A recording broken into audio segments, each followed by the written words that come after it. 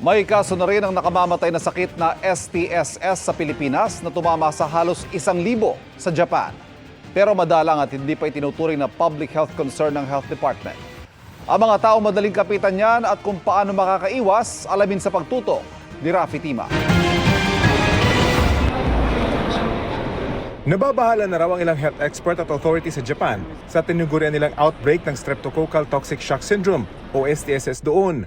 Mula Enero hanggang Hunyo, halos 1,000 kaso na ang naitala sa Japan na nagresulta sa pagkamatay ng 77 katao.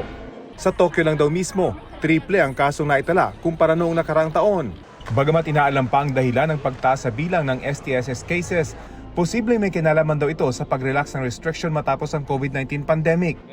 Pero paglilinaw ni infectious disease expert Dr. Rodgin Solante, hindi bago ang bakterya na nagdudulot nito na siya rin nagiging dahilan ng pharyngitis o pamamaga ng lalamunan. Mas malala nga lang ang kasong dumami sa Japan. There is this form of a group A Streptococcus pyogenes na infection that involves the skin and soft tissue.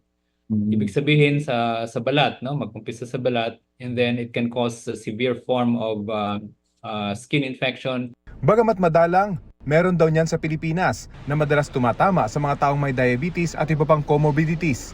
Mataas daw ang porsyento ng mga namamatay dahil mabilis itong kumalat at madalas hindi agad pinapansin ang mga unang sintomas nito.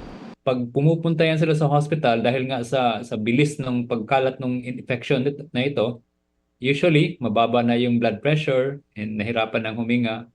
And that's why a lot of these patients talagang mahirap maisalba pag late na silang pupunta doon sa hospital. Nagsisimula raw ang sakit sa isang sugat.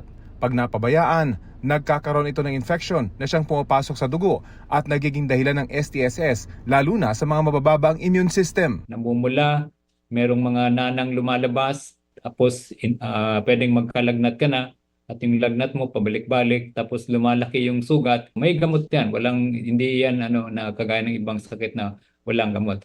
Ang importante talaga na makita ng doktor para mabigyan ka agad ng antibiotic.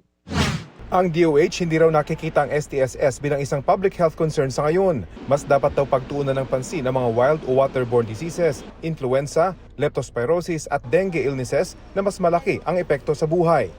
Para sa GMA Integrated News, Rafi Tima, nakatutok, 24 oras.